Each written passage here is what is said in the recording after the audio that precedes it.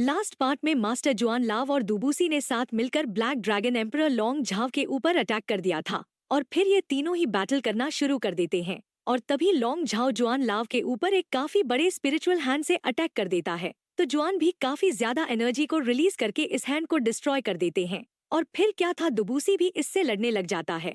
और जब इन सभी के ही आपस में क्लैश हो रहे होते हैं तब आसमान के अंदर काफी खतरनाक शॉक वेव्स जनरेट हो रही होती है और इस बारे में युहाओं को भी पता चल गया होता है। और हम देखते हैं कि युहाओं अभी स्पिरिचुअल फॉर्म में होता है और ये वाकई में काफी छोटा सा क्यूट सा लग रहा होता है। और युहाओं को यहाँ इस रूप में आते हुए देखकर डोंगर कहती है, तुम तो वाकई में ऐसे काफी फनी लग रहे हो। जबकि इस तरफ युहाओं काफी तेजी से आगे बढ़ते हुए कहता है, जल्दी करो क्योंकि ये जो प्रेशर रिलीज हो रहा है इससे ऐसा दिखता है कि सनमून एम्पायर ने अटैक करना शुरू कर दिया है।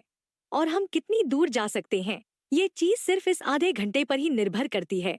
जिसके बाद हम देखते हैं कि युहाओं की गैंग एक जगह पे आ गई होती है और यहाँ पे युहाओं कहता है, ब्रदर लिंग सेंचेन आप बस यहीं पे रुकेंगे क्योंकि अगर कोई स्ट्रॉन्ग एनिमी यहाँ पे आ जाता है तो तुरंत ही आप बाहर निकल के होटल लौट जाना और वहाँ पे पहुँच के हमें एक सिग्नल भेज देना और हमारे बारे में ज्यादा चिंता मत करना।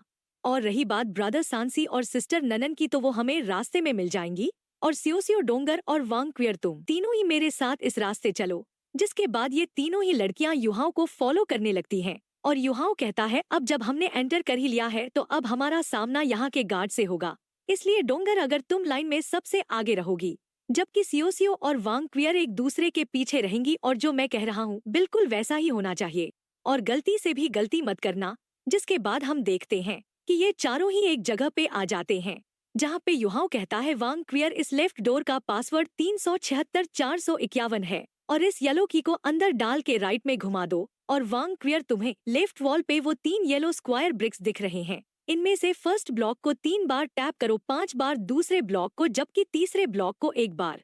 और अंदर जो 2 गार्ड्स हैं उन दोनों के पास ही एक एक चाबी है। तो वांग क्वियर तुम राइट वाले से और डोंगर तुम लेफ्ट वाले से छुड़ा लेना। और जैसे ही गेट खुलता है तो ये दोनों ही लड़कियां इन दोनों गार्ड्स के ऊपर अटैक करके इनसे इनकी कीज को छुड़ा लेती हैं।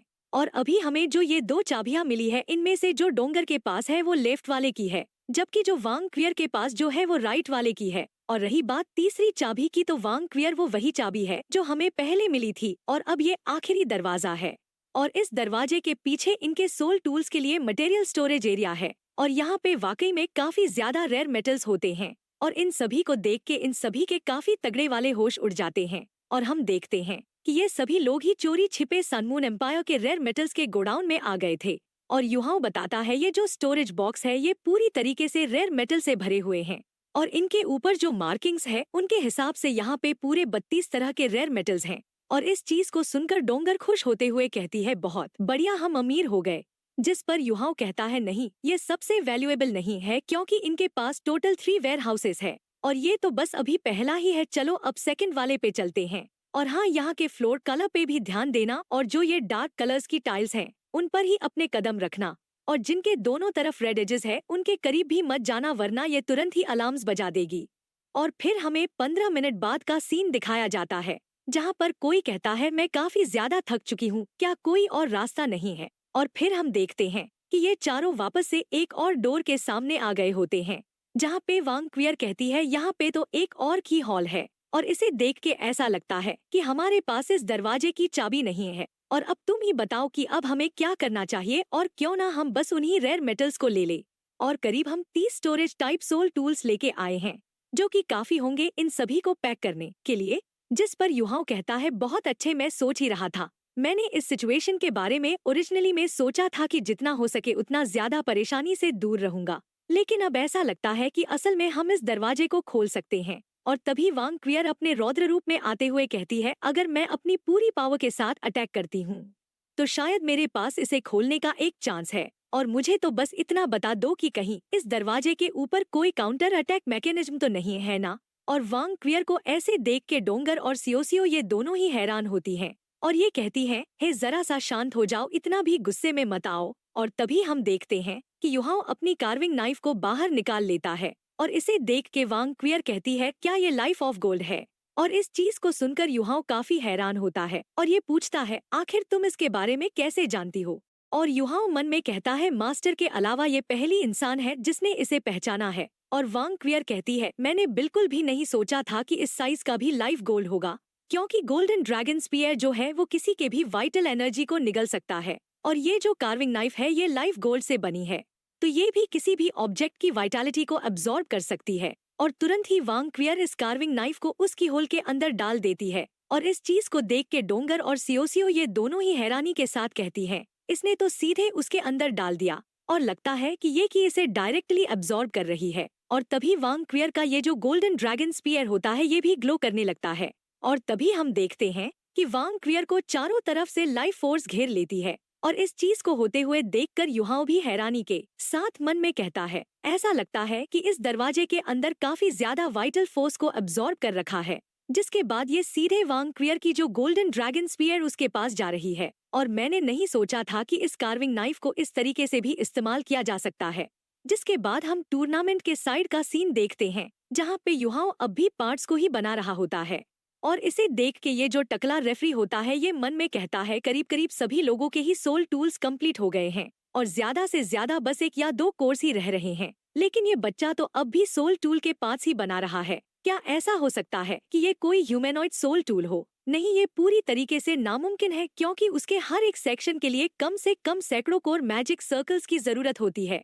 और यहाँ तक कि एक टायर 9 के सोल इंजीनियर को भी करीब आधा महीना लग जाता है इसे क्रिएट करने में। और इसके अलावा ह्यूमैनॉइड सोल टूल को टेस्टिंग की काफी ज्यादा जरूरत होती है, जिससे कि उसे पूरी तरीके से तैयार होने में कम से कम 5 महीने तो लग ही जाते हैं। और मुझे समझ में नहीं आ रहा है कि ये बच्चा इन पार्ट्स से क्या करना चाह रहा है। जबकि इस तरफ युहाओ काफी परेशान होता है और मन में कहता है कि बिना लाइफ गोल्ड के मैं कोर मैजिक सर्कल्स को नहीं बना सकता हूँ, और यहाँ तक कि जो इम्पोर्टेंट पार्ट्स हैं उन्हें भी मैं नहीं बना सकता हूँ। और तभी आसमान में काफी तगड़े तगड़े ब्लास्ट होने लगते हैं। तो जो रेफरी होता है वो अनाउंस करते हुए कहता है कंटेस्टेंट्स आप सभी चिंता मत करिए, ये तो बस आतिशबाजी हो रही है। जबकि युहाओ मन में कहता है क्या शुरू हो गया। जिसके बाद में वापस से वहीं का सीन दिखाया जाता है, जहाँ पे युहाओ इन तीनों को ही केयरफुल रहने के लिए कहता है। और जैसे ही ये दरवाजे को नष्ट करके अंदर आते हैं, तो यहाँ पे एक बंदा सोल कैनन को लेके खड़ा होता है, जो कि पूरी तरीके से अटैक करने के लिए तैयार होता है। लेकिन इसे देख के एक पल भी गवाए बिना वांग क्वियर इसके ऊपर काफी खतरनाक तरीके से अपने गोल्डन ड्रैगन स्पीयर से अटैक कर देती है। और ये बंदा किसी तरीके के सोल टूल का इस्तेमाल करके पीछे की तरफ भागने लगता है, तो पीछे से इसके रास्ते को सियोसियो अपने कॉल्ड्रन से ब्लॉक कर देती है। और इस बंदे को भी समझ में नहीं आता कि आखिर अचानक से कौन सी चीज ने इसे पीछे से रोक लिया है, क्योंकि यहाँ पे सभी लोग ही तो इसके आगे हैं। और तभी ये तीनों ही लड़कियां इसके ऊपर काफी खतरनाक तरीके से अटैक कर देती हैं। तो ये जो बंदा होता है ये तुरंत ही एक शील्ड बना लेता है, और इसकी ये शील्ड वाकई में काफी ज्यादा स्ट्रॉन्ग होती है। और इस चीज को देख के वांग क्वियर और वांग डोंगर ये तुरंत ही एक दूसरे के गले लग जाती हैं।